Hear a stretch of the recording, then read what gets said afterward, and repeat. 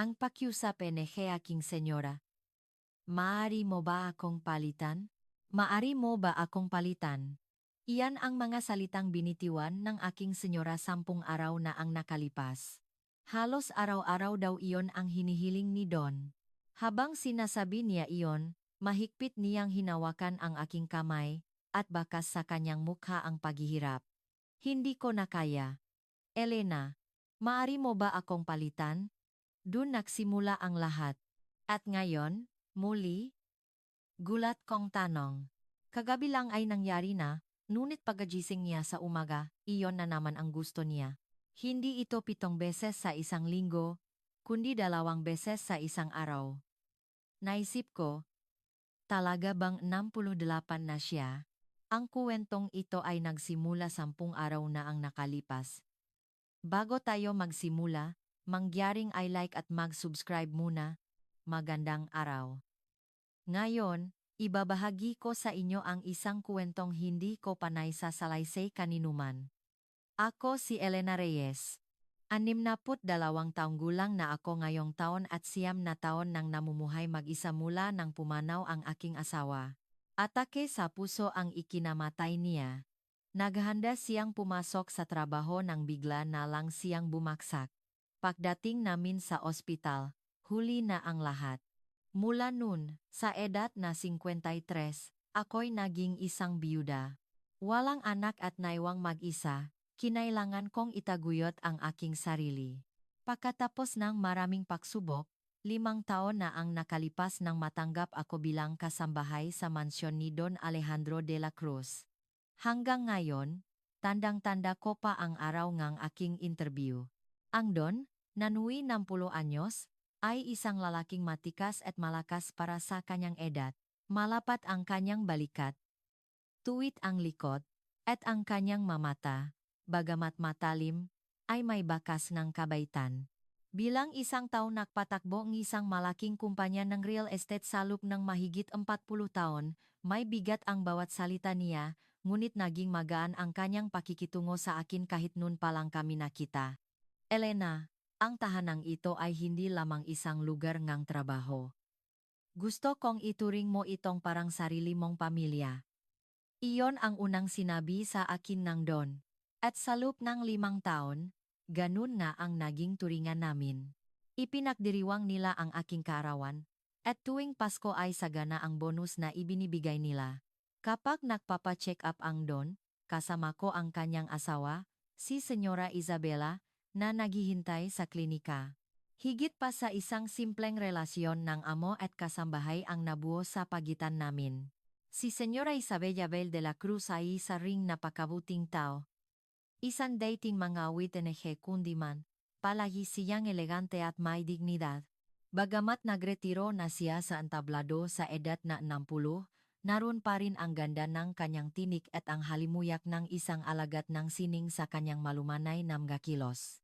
Palagi siyang mabait sa akin, at kung minsan, ang turing niya sa akin ay parang isang nakatatandang kapatid, kaya't naging comfortable ang aking kaloban.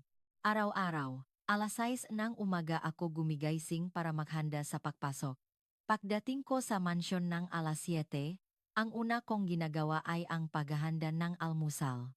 Mahilig si Don Alejandro sa mainit na bulalo, samantalang si Senyora Bel ay mas gusto ang magaan na ensalada. Pagkatapos kumain, mahuhugas ako ng pinggan, maglilinis, at maglalaba. Sa hapon, mamamalengke ako at mahahanda para sa hapunan. Ito ang naging paulit-ulit kong gawain sa loob ng 5 taon.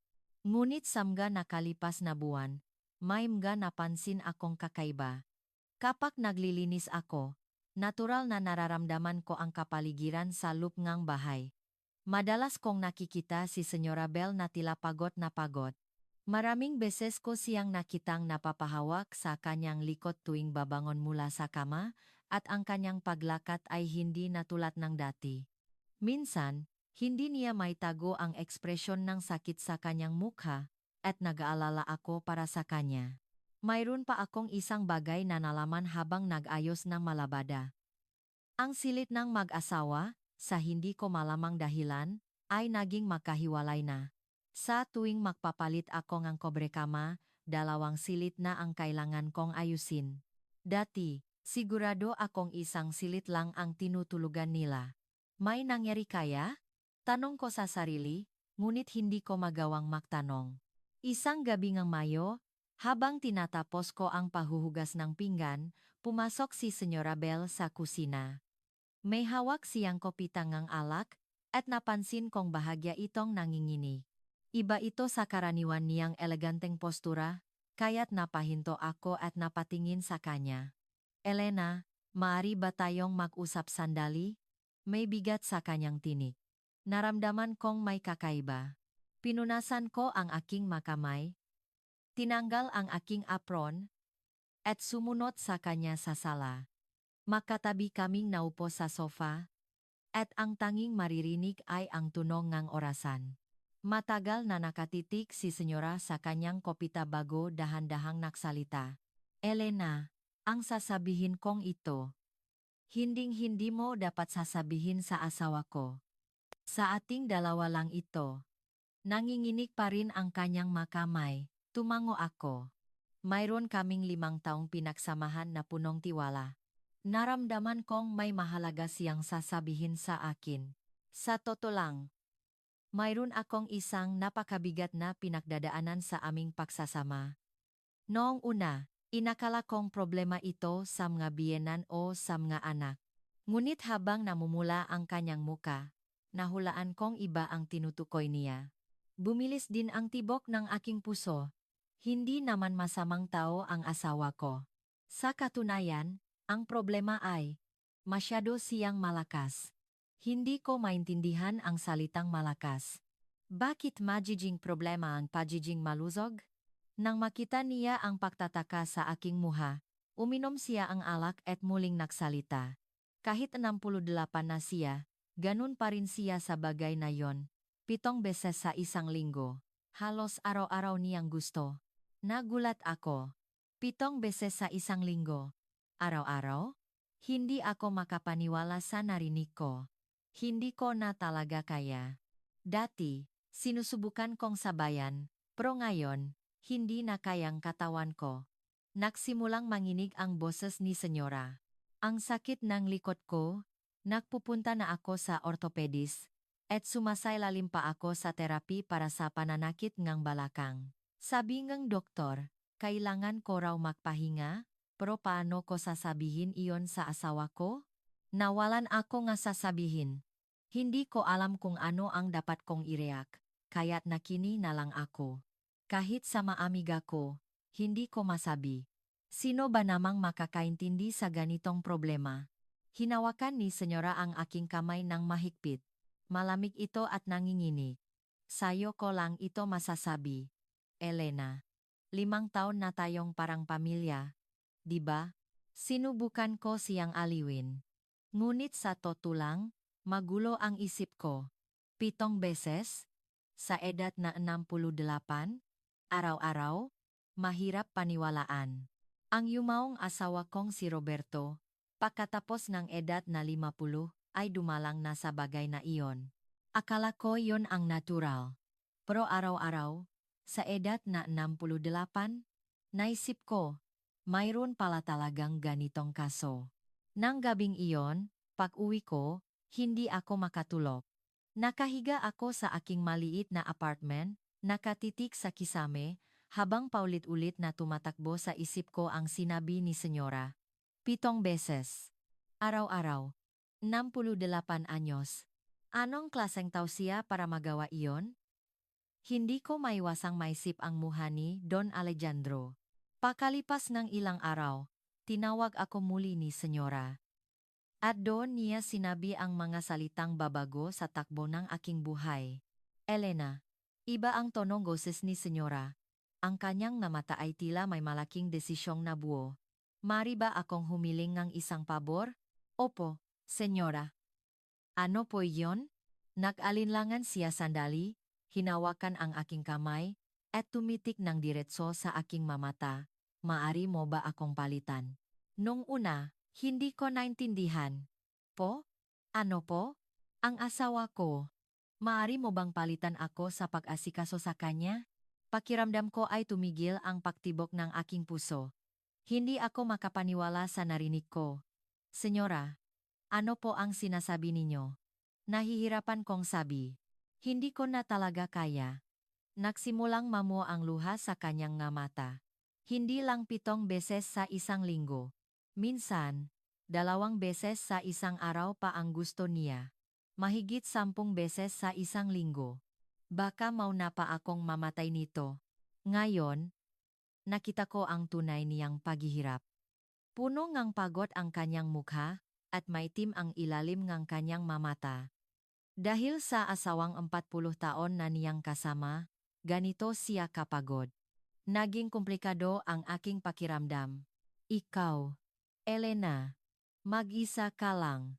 9 na taon ka nang mag-isa. Mas humigpit ang hawak niya sa aking kamay. Hindi ka ba nalulungkot?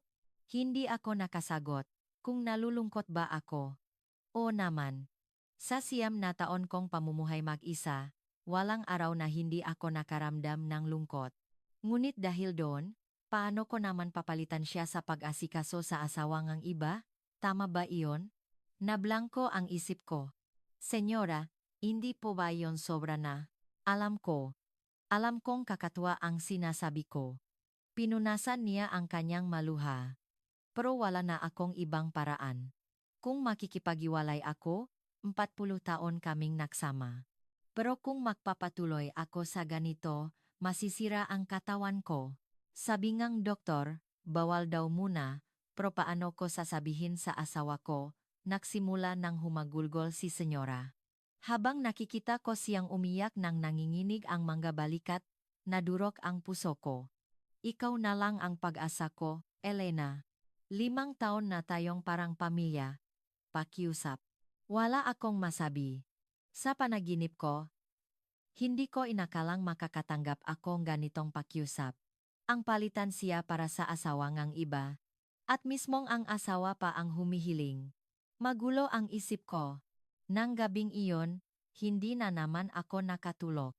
Ang pakiusap ni Senyora ay paulit-ulit na umalingaw-naw sa aking isipan. Maari mo ba akong palitan? Sa edad kong 62, makatanggap ng ganitong alok. Ano ang dapat kong gawin?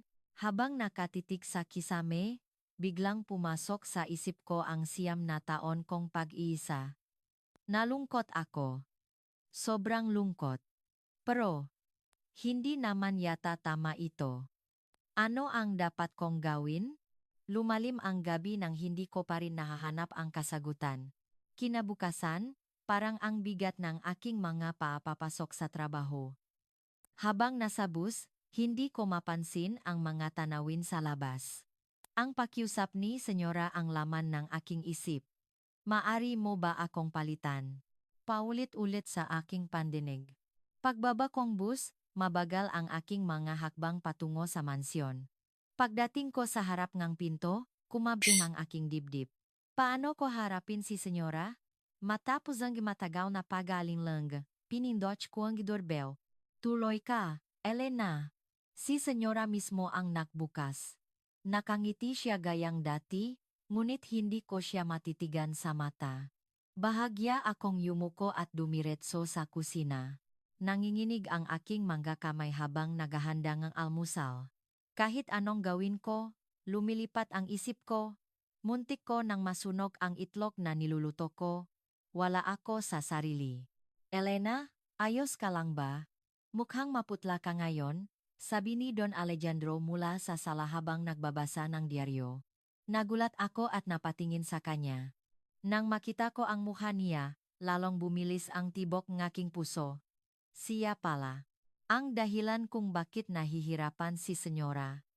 Hindi ko maiwasang suriin ang kanyang pangangatawan. Ah, opo. Ayos lang po. Hindi lang po ako nakatulog ng maayos kagabi. Hindi iyon kasinungalingan. Talagang wala akong tulog. Tumango lang ang Don at ibinalik ang tingin sa dayaryo. Matapos kong ihanda ang almusal at habang nahuhugas ng pinggan, pumasok si Senyora sa kusina. Tumabi siya sa akin at bumulong, Elena, napag-isipan mo na ba ang sinabi ko kagabi? Nanlamig ako. Itinigil ko ang pahuhugas at hinarap siya. Hindi ko alam ang isasagot. Senyora, hindi ko pa po alam. Naintindihan ko. Natural lang na magulat ka. Bumuntong hininga si Senyora. Pero Elena, hirap na talaga ako. Kagabi, 2 beses na naman. Nanlaki ang aking mga mata sa sinabi niyang 2 beses. 2 beses po sa isang gabi? Nakita niya ang reaksyon ko at mapait na ngumiti. Hindi lang 7 beses sa isang linggo. Mahigit 10. Minsan. Umaga, tanghali, gabi. May araw na 3 beses pa. Wala akong masabi. Sa edad na 68, 3 beses sa isang araw? Posible ba iyon? Nakita kong muling namumuo ang luha sa kanyang nga mata. Sabi ngang doktor, bawal daw muna. Humina na raw masyado ang balakang ko. Pero paano ko sasabihin sa asawa ko? Taon kaming magkasama, tapos sasabihin kong hindi ko na kaya. Masasaktan siya. Habang nakikinig ako, lalong gumulo ang isip ko. Sa isang banda, naintindihan ko siya. Mahirap ngang sabihin sa asawang 40 taon mong kasama na ayaw mo na. Ngunit tama bang ako ang pumalit? Senyora, bigyan niyo pa po akong kaunting panahon. Pag-isipan ko po. Sige. Pasensya na. Elena. Masyado kitang minadali. Pag-isipan mo ng mabuti. Pagkaalis ni Senyora, matagal akong nakatayo sa harap ng lababo. Nangginginig pa rin ang aking mga kamay. Nang gabing iyon, tinawagan ko ang aking kaibigang si Lorna. Kasing edad ko siya at biyuda rin, kaya't paminsan-minsan ay nakikita kami para makwentuhan. Lorna, kailangan nating makita. May sasabihin ako. Bakit? Iba ang boses mo. Hindi ko masabi sa telepono. Makita tayo. Nakita kami sa isang kapihan malapit sa amin. Nang makita ni Lorna ang mukha ko, nanlaki ang mga mata niya. Elena, anong nangyari sa'yo? Bakit ganyan ang itsura mo? Uminom ako may kape at dahan-dahang nagsimulang magkwento. Siyempre, hindi ko sinabi lahat may detalye, pero pinaliwanag ko ang sitwasyon. Lorna, yung amo kong babae, may kakaibang ipinakiusap sa akin. Kakaibang pakiusap? Ano yon? Tungkol sa pagtulong sa asawa niya. Nag-isip ako kung paano sasabihin, at sa huli. Naging prangka na ako, ngunit sa mahinang boses. Gusto niyang palitan ko siya sa pag-asikaso sa asawa niya. Ano? Munti nang may buga ni Lorna ang kanyang kape. Palitan ka? Anong ibig sabihin nun? Yung. Alam mo na. Yung sa mag-asawa. Gusto niyang ako ang gumawa para sa kanya. Napanganga si Lorna. Matagal siyang hindi nakapagsalita. Diyos ko. Ang senyora mo mismo. Siya mismo ang humiling niyan. Oo. Hirap na raw siya. Hindi na raw niya kaya. Hindi raw 7 beses, kundi mahigit 10 beses pa sa isang linggo. Ano? 10? Napasigaw si Lorna, ngunit agad na lumingon sa paligid at hininaan ang boses. 68 na yon, di ba? Seryoso? 10 beses? Hindi rin ako makapaniwala. Pero nagpapatingin na siya sa doktor. May problema na sa balakang niya. Bumuntong hininga si Lorna at uminom ng kape. Matapos mag-isip, maingat siyang nagtanong. Pero ikaw, Elena, ano ang gusto mong gawin? Hindi ko alam. Kaya nga ako gulong-gulo. Gusto mo bang maging prangka ako? Tinitigan ako ni Lorna. Normal na sagot dapat diyan. Hindi pwede. Di ba? Pero ang katotohanang nagdadalawang isip ka. Hindi ako sumagot. Tila nabasa ni Lorna ang nasa isip ko. Elena, gaano ka na katagal mag-isa? 9 na taon, di ba? Hinawakan ni Lorna ang kamay ko. Alam ko. Alam ko kung gaano kalungkot yan. 7 taon na rin akong mag-isa. Huwag mong sabihing hindi mo naisip na sana may katabi ka sa gabi. Naiyak ako. Tama si Lorna. Sa 9 na taon, walang araw na hindi ako nalungkot. Ang pakiramdam na mag-isa sa gabi, lalo na kapag may sakit. Ang simpleng pagnanais na may humawak lang sa kamay mo. Pero, asawa pa rin siyang iba. Sabi ko, una, atamo mo pa, pagpapatuloy ni Lorna. Pero kung ang asawa mismo ang humiling, iba na ang sitwasyon. Hindi ito panloloko, kasi may permiso. Permiso nga ba ang tawag doon? Ewan ko. Kakaiba talaga, umiling si Lorna. Pero sa huli, Elena, ikaw ang magdedesisyon. Wala akong masasabi. Habang paulit-ulit sa isip ko ang sinabi ni Lorna. Siyam na taon mag-isa. Sana may katabi ka sa gabi. Iyon mismo ang nararamdaman ko. Sa sumunod na 2 araw, patuloy akong nag-isip. Kahit sa trabaho, lumilipat ang isip ko. Hindi ako pinilit ni Senyora, ngunit sa tuwing magkakatinginan kami, nakikita ko ang pakiusap sa kanyang mamata. Pakiusap? Tila sabi ngang maiyon. Sa tuwing nakikita ko si Don Alejandro, hindi ko maiwasang tingnan siya ulit. Sa edad na 68, hindi kapanipaniwala ang kanyang tikas. Malapat na balikat, tuwid na likot, malakas na paglakat. Maging ang magakamay niyang humahawak sa diaryo ay mukhang matipuno. Siya ba talaga yung humihiling ng 3 beses sa isang araw?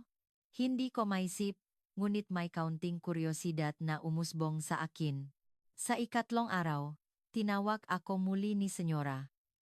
Elena, mag-usap tayo sandali. Magkatabi kaming naupo sa sofa.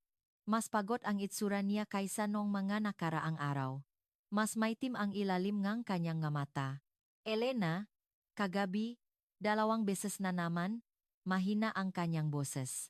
Hindi ko na talaga kaya. Ang sakit ng likod ko. Kailangan kong pumunta sa doktor ngayon. Senyora, Elena, pakiusap. Hinawakan niya ang kamay ko, malamig at nanginginig. Ikaw na lang talaga ang pag-asa ko. Tinitigan ko ang kanyang mukha.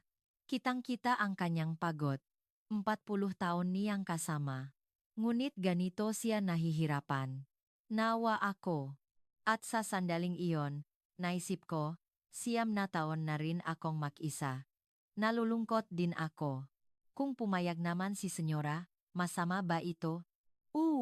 Asawa siya. Naiba. Iyon ay katotohanang hindi magbabago. Ngunit si Senyora mismo ang humiling. Hindi ito patago.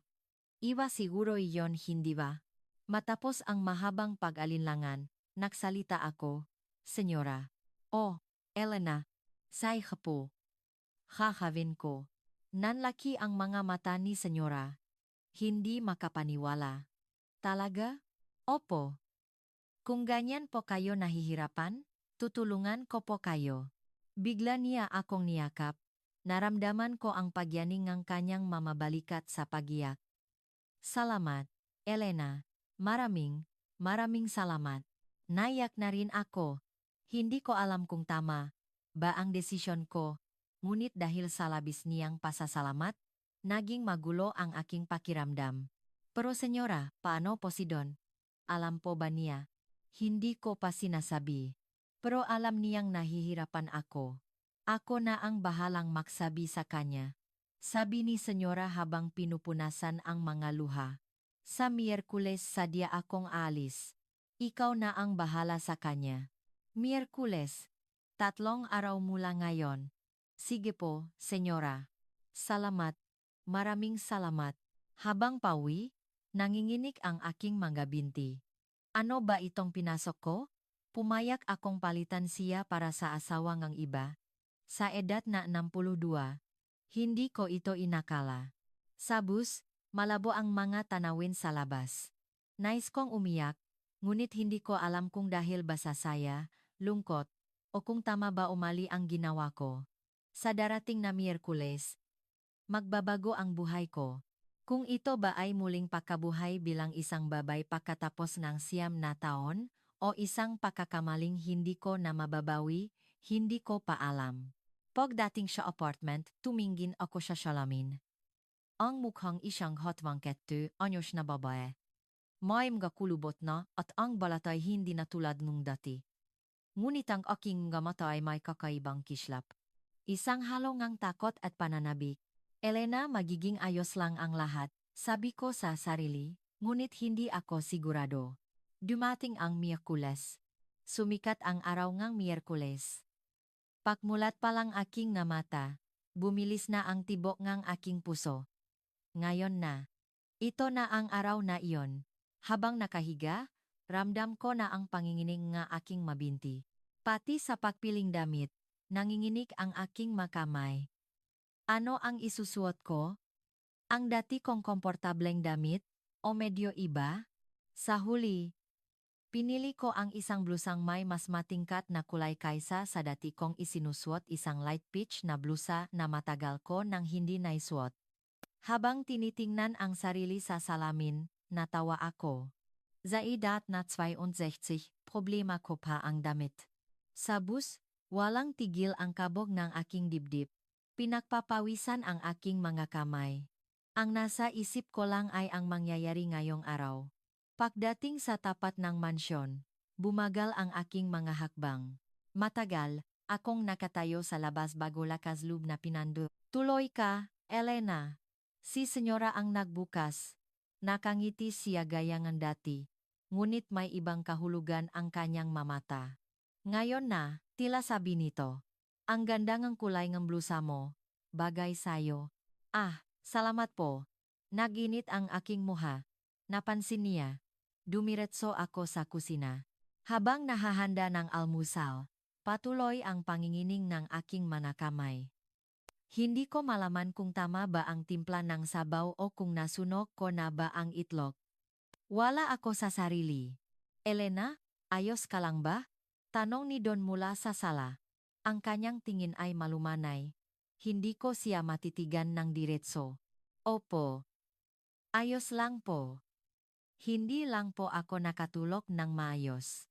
Matapos ihanda ang almusal at habang nahuhugas ng pinggan, naghanda si senyora para umalis. Mas maingat ang kanyang pag-ayos kaysa dati. May date ako sa mga amiga ko kaya baka gabihin ako. Baka hindi na ako makauwi para sa hapunan, kaya ikaw na ang bahala kay Alejandro. Sige, mag-ingat ka, sagot ng Don nang hindi inalis ang tingin sa diaryo. Bago lumabas, tumingin sa akin si senyora at bahagyang tumango. Ikaw na ang bahala. Nang sumarado ang pinto, biglang tumahimik ang paligid. Ang tunok lang ng orasan ang maririnig. Naramdaman kong kami na lang dalawa ni Don ang naiwan. Bumilis ang tibok ng aking puso. Anong gagawin ko? Tinapos ko ang pahuhugas at sinimulan ang paglilinis sa sala. Si Don ay nakaupo pa rin, nagbabasa. Pasulyap-sulyap ako sa kanya. Malapat na balikat, tuwid na likod, kaya pala nahihirapan si senyora. Ang oras ay tila ang bagal. 11:00 pa lang. 2 oras pa bago ang tanghalian. Pakiramdam ko, ang 2 oras ay parang 20 taon. Dumating ang oras ng pananghalian. Mas masigasig ang paghahanda ko. Nagluto akong paborito niyang kare-kare, inihaw na liempo, at iba pang putahe. Doble sa karaniwan. Don, handa na po ang tanghalian. Paglabas niya mula sa kanyang opisina, nanlaki ang nga mata niya. Bakit ang dami nito? Wala naman si Belle. Kaya nga po mas pinahandaan ko dahil wala si senyora. Sinubukan kong maging natural, ngunit nanginginig ang boses ko. Sabayan mo na ako, Elena. Hindi ko ito mauubos mag-isa. Hindi ako makatanggi. Umupo ako sa tapat niya. Nanginginig ang kamay ko habang kumakain. Ang sarap. Ang galing mo talagang magluto. Salamat po, Don. Habang kumakain, napansin kong minamasahe niya ang kanyang balikat. Masakit po ba ang balikat ninyo, Don? Oo. Naparami yata ang laro kong golf. Kailangan ko yatang masahe. Ito na ba ang pagkakataon? Matapos mag-isip, nagsalita ako. Kung gusto niyo po, maaari ko kayong masahihin. Nang masabi ko iyon, gusto kong bawiin. Ano ba itong sinabi ko? Nagulat siya. Ikaw? Opo. Sanay po akong masahihin, ang yumaong asawa ko. Nag-alinlangan siya sandali at tumango. Siga, kailangan ko talaga nito. Matapos kumain at mahugas, nanginginig pa rin ako. Ano ba itong pinasok ko? Pumunta ako sa sala kung saan naghihintay si Don. Dahan-dahan akong lumapit sa likod niya. Nang ilapat ko ang aking makamay sa kanyang balikat, para akong nakuryente. Ramdam ko ang tigas ng kanyang makalamnan kahit sa ibabaw ng damit. 68 na ba talaga siya? Dahan-dahan ko siyang minasahe. Ah, ang sarap, sabi niya.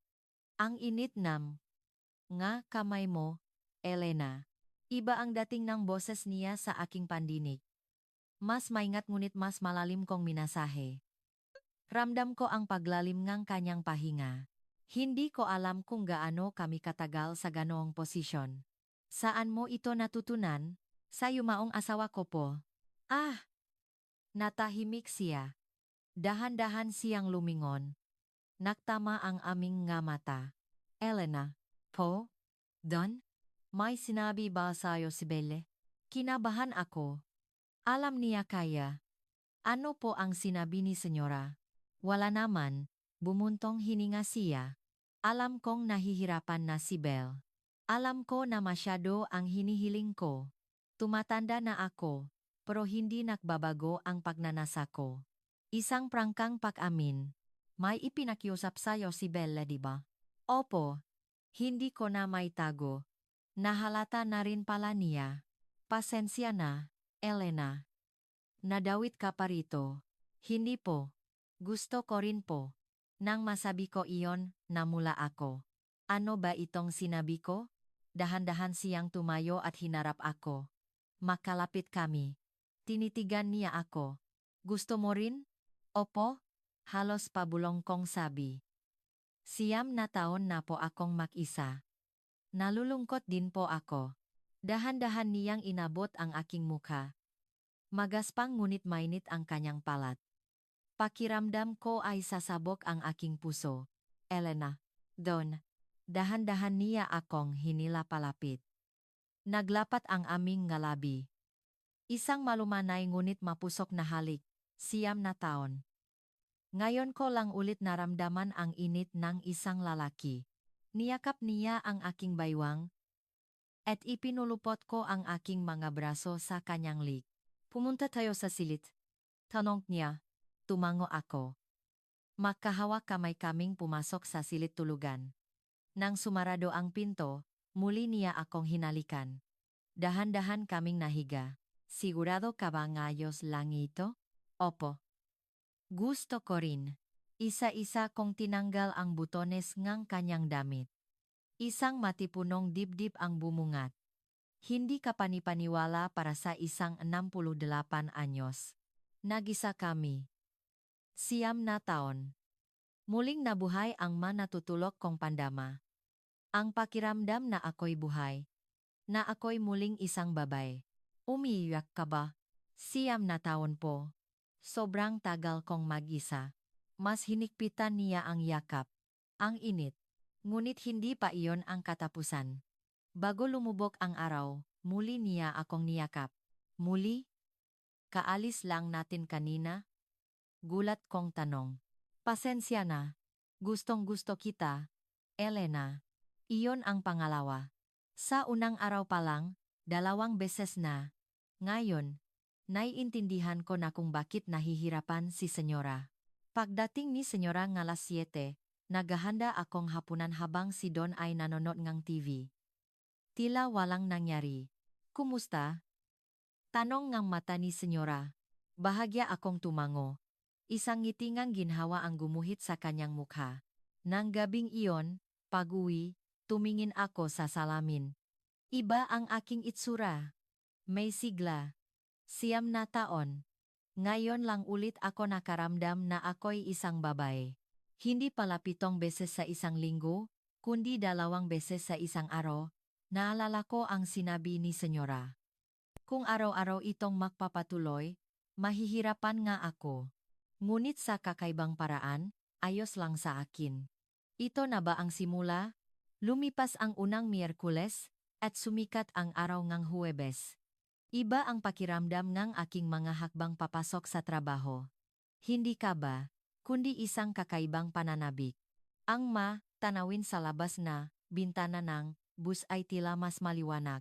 Pagpasok ko sa mansyon, naktama ang aming nga mata ni Don. Sa isang iglap, bumalik lahat ng nyari kahapon. Nag-init ang muka ko. Magandang umaga, Elena. Mas malambing ang kanyang boses. O baka pandinig ko lang. Nasa sala rin si Senyora. Ngumiti siya sa akin. Isang ngiti na tila nagsasabing, salamat.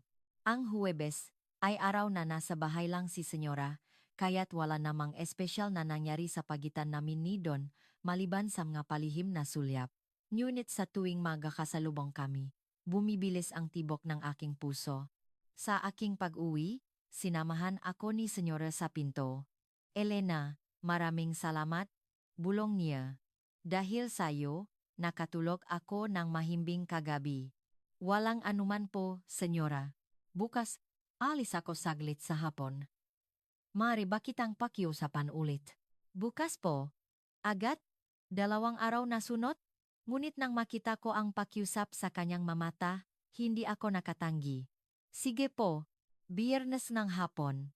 Pagkatapos mananghalian, umalis si Senyora. Muli, kami na lang ni Don ang naiwan. Bumilis na naman ang tibok ng aking puso. Habang nahuhugas, lumabas si Don mula sa kanyang opisina. Naktama ang aming nga mata. Walang salita, ngunit nakaintindihan kami.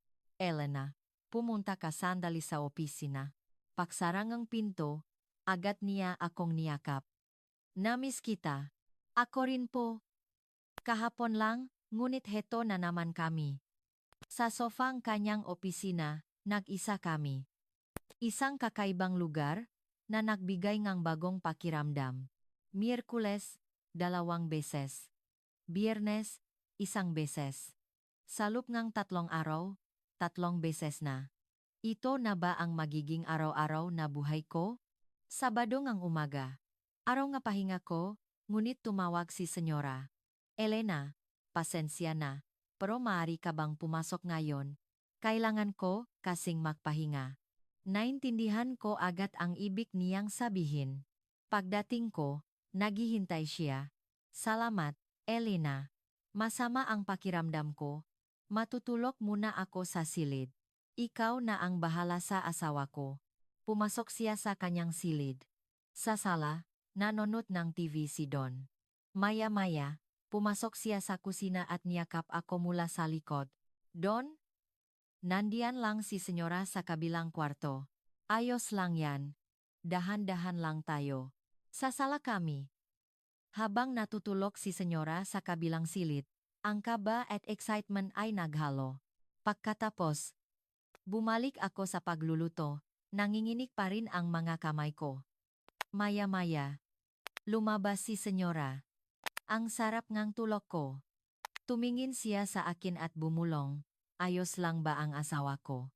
Opo, ngumiti siya. Salamat, Elena. Linggo ngang umaga. Tumawag ulit si Senyora. Elena, pasensya na. Pero kailangan kong magsimba at may meeting papakatapos. Pag-alis niya, sabay kaming nag-almusal ni Don. Pagkatapos, sa silitulugan kami nagpunta. Sa ilalim ngang sinang ngang araw ngang umaga, nag-isa kami. Miyerkules, 2 beses. Biyernes, 1 beses. Sabado, 1 beses. At ngayon, Linggo, 5 beses na. Nang gabing iyon, tinawagan ko si Lorna. Lorna, hindi pala 7 beses. Higit pa ron. Ano? Mahigit 10. Ibig sabihin, araw-araw at may sobra pa? Oh, minsan 2 beses pa sa isang araw. Diyos ko, kaya pala nahihirapan si Senyora. Pero ikaw, kaya mo ba? Oh, kakaiba, pero ayos lang ako. Pakiramdam ko nga, mas nabubuhay ako. Napabuntong hininga si Lorna. Mag-ingat ka, Elena. Baka mahulog ang loop mo. Alam ko. Mag-ingat ako. Habang nakahiga, inisip ko ang nakaraang linggo. 5 beses na. At may Lunes, Martes, Huwebes pa. Kung susundin ang sinabi ni Senyora, mahigit 10 beses nga ito sa isang linggo. Ngayon, naiintindihan ko na siya. Ngunit ako, sa halip na mapagod, pakiramdam ko ay nabubuhay ako. Ang pakiramdam na ako'y isang babae, na may nangangailangan sa akin, na ako'y espesyal. Isang araw, ipinatawag ako ni Senyora. Elena, gusto kong manirahan ka na dito sa bahay. Po? Live and po? Oo, para hindi ka na mahirapan mag-commute. At para mas madali. Naintindihan ko ang ibig niyang sabihin. Pagkatapos ng ilang araw, pumayag ako. Dun, nagbago ang lahat. Sa unang gabi ko, may kumatok sa aking pinto. 5:00 madaling araw. Si Don. Don, madaling araw pa po. Hindi ako makatulog. Mula nun, naging ganun na. Gabi. Madaling araw, umaga. Hindi na 7 beses, kundi 14, minsan 20 beses pa sa isang linggo. Ngayon, alam ko na kung bakit niya ako pinatira dito. Ipinasa niya sa akin ng buo ang responsibilidad. At tinanggap ko iyon. Lumipas ang 1 buwan mula nang ako'y manirahan sa mansyon. Ang dating kakatuwang sitwasyon ay naging normal na. Araw-araw, gabi-gabi. Halos palaging may nangyayari sa pagitan namin ni Don. Nakakagulat man, ngunit nasanay na ang aking katawan. Sa katunayan, kapag walang nangyayari, pakiramdam ko ay may kulang. Si Senyora naman ay tila nabunutan ng tinik. Ang dating pagod niyang mukha ay napalitan ng sigla. Bumabati siya sa akin tuwing umaga na may ngiti. Elena, ikaw ang aking anghel. Dahil sa'yo, Elena, gumaan ang pakiramdam nga asawa ko. Mas masaya na siya ngayon, dagdag pa niya. Hindi ko alam kung ano ang isasagot. Sa isang banda, masaya ako para sa kanya. Sa kabilang banda, komplikado. Ang aming pagsasalo sa hapagkainan ay naging normal na rin. Si Don, si Senyora, at ako. Sa labas, mukha kaming ordinaryong pamilya. Ngunit sa aming tatlo, alam namin ang kakaibang ugnayan na namamagitan sa amin. Ang aming lingguhang bilang ay lumampas na sa 10. Minsan, umaabot pang 14. Hindi ka ba napapagod, Don? Tanong ko isang gabi. Sa edad ninyong 68, paano? Kapag kasama kita, Elena, lumalakas ako, sagot niya. Salamat sa'yo, masaya si Belle, at masaya rin ako. Habang iniisip ko ang sinabi niya, napaisip ako. Kung masaya kaming tatlo sa kakaibang ayos na ito, mali pa rin ba? Ngunit isang Martes, may nangyaring hindi inaasahan. Araw iyon na dapat ay nasa bahay lang si Senyora. Ngunit bigla siyang nagayos para umalis. Elena, kailangan kong umalis. Nakasakit ang isang amiga ko. Pagkalis niya, bigla kaming naiwang dalawa ni Don. Pumasok siya sa kusina habang ako'y naghahandangang hapunan at niyakap ako mula sa likod. Don, Martes po ngayon. Wala po ito sa usapan. Espesyal na araw ngayon, bulong niya. Sa kusina, sa ibabaw ngang mesa. Iyon ang unang beses. Ang kaba at pagiging bago ngang lugar ay nagbigay ngang kakaibang pakiramdam. Naisip ko, wala na palang pattern. Kung kailan niya gusto, saan man niya gusto. Lumipas ang ilang araw, 5:00 ng madaling araw, kumatok na naman siya. Kagabi lang ay may nangyari na. Don, kagabi lang po. Alam ko. Pero, niyakap niya ako. Kahit inaantok pa, hindi ako tumanggi. Pagkaalis niya, tiningnan ko ang orasan. 5:40. 6 na oras lang ang pagitan. Araw-araw na nga talaga. Naintindihan ko na ngayon kung bakit ako pinatira ni Senyora dito. Ipinasa niya sa akin ang lahat. At tinanggap ko, ngunit isang araw, iba ang timpla ni Senyora. Tahimik siya sa almusal. Pagkaalis ni Don, kami na lang ang naiwan. Elena, po, Senyora, parang wala nang pakialam sa akin ang asawa ko. Nanlamig ako. Dati, kahit papaano, mayroon pa ring 1 o 2 beses sa isang linggo. Ngayon, halos wala na. Alam kong ako ang humiling nito, pero nakakaramdam ako ng tampo. Hindi ko alam ang sasabihin. Kagabi, nakita ko siyang hinahaplos ang buhok mo. Sa akin, hindi niya iyon ginawa. Naya ako. Senyora, gusto niyo po bang umalis na ako? Hindi. Ako ang naksimula nito. Isipan ko. Nang gabing iyon, hindi ko pinagbuksan ngang pinto si Don. Pasensya na po, Don. Narinig ko ang kanyang mayabak palayo. Kailangan ko na itong tapusin. Kahit gaano ko kagusto si Don, nasasaktan si Senyora. Mali ito. Kinabukasan, mabigat ang kapaligiran. Pagkatapos ang almusal, kinausap ako ni Senyora. Nagdesisyon na ako, Elena. Kailangan na nating itigil ito. Iyon na nga ang inaasahan ko. Ngunit masakit pa rin. Ako ang nagsimula, ako rin ang tatapos. Pumunta siya sa opisina ni Don. Narinig ko ang mahina nilang pag-usap. Paglabas ni Don, ang kanyang nga mata ay punong lungkot. Elena, narinig ko na kay Belle. Pasensya na. Nang gabing iyon, nag-impake ako.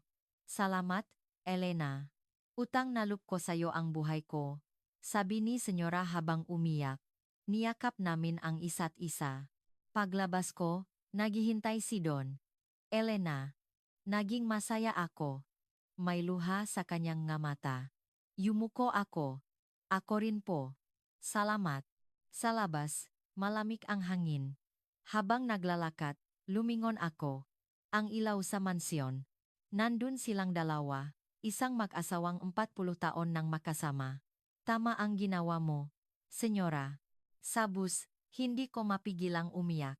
Malungkot, ngunit mayroon ding ginhawa. Tama ito. Pagdating ko sa aking apartment, amoy alikabok. Ang katahimikan. Sa mansyon, palaging may ingay. Dito, wala. Ito ang dati kong buhay. Naligo ako at nahiga. Ang kisame. Iba sa kisame ngang mansyon kung saan katabi ko si Don. Muli, umiyak ako. Kinabukasan, tinawagan ko si Lorna. Ikinuwento ko ang lahat. Tama ang ginawa mo, Elena. Bago pa lumalim ang lahat. Lumipas ang 4 na araw. Walang tawag mula kay Senyora.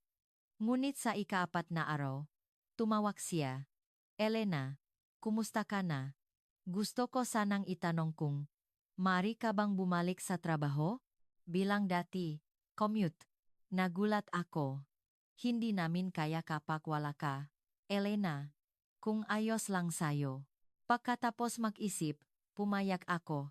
Kailangan kong trabaho. Lunes, bumalik ako. Ang kaba. Pagpasok, si Senyora ang sumalubong. Medyo awkward. Si Don, nasa opisina. Tanghalian, lumabas si Don. Naktama ang aming mamata. Kumusta ka na, Elena? Mabuti po, Don. Kayo po. Iyon lang. Walang ngiti. Walang ibang tingin. Tama lang. Amo at kasambahay na lang kami. Lumipas ang 1 buwan. Nasanay na ako sa dating routine. Isang gabi, sa aking pag-uwi, sinundan ako ni Don sa pinto. Salamat sa pagbalik. Elena, naging masaya ako. Bulong niya. Nasaktan ako. Gusto kong sabihin na masaya rin ako, ngunit hindi pwede. Salamat din po, Don. Iyon ang huli naming personal na pag-usap. 6 na buwan ang lumipas. Ang aming ugnayan ni Don ay naging purong profesional na. Si Senyora naman, mas naging malapit sa akin. Tila dahil sa aming pinagdaanan, mas nakakaintindihan kami. Alam mo, Elena, nagbago na ang asawa ko, sabi niya isang hapon. Dati, halos araw-araw. Ngayon, 2 o 3 beses na lang sa isang linggo. Siguro dahil sa edad o baka dahil sa'yo. Ngumiti lang ako. Kumusta ka na? Hindi ka ba nalulungkot? Tanong niya. Minsan po, pero ayos lang. Sa edad na 62, bata ka pa.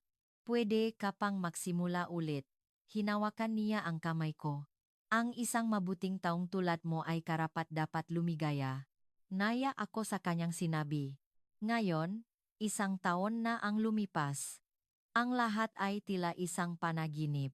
Ngunit hindi ko ito pinagsisisihan. Dahil sa karanasang iyon, muli akong nabuhay bilang isang babae. Natutunan kong sa kahit anong edad, buhay ang damdamin. Natutunan kong may responsibilidad sa bawat relasyon. At natutunan kong ang simpleng buhay ay mahalaga. Tumawag si Lorna. Tara, umakyat tayo ngang bundok. Bundok? Matagal na akong hindi nakagawa niyon mula pa noong nabubuhay ang asawa ko. Si Tara. Isang bagong simula. Sa edad na 62, may pag-asa pa. Ang nakaraan ay nakaraan. Ang mahalaga ay ang ngayon at ang bukas. Salamat sa karanasang iyon, mas kilala ko na ang aking sarili. Handa na akong harapin ang anumang darating. Kung nagustuhan ninyo ang kuwentong ito, mangyaring panurin ang iba pa naming mga video. Ang pag-like, subscribe, at pag-share ay libre. Mag-iwan din ng komento kung mayroon kayong nais ibahagi. Ang inyong mga salita ay maaaring magbigay ng inspirasyon sa iba.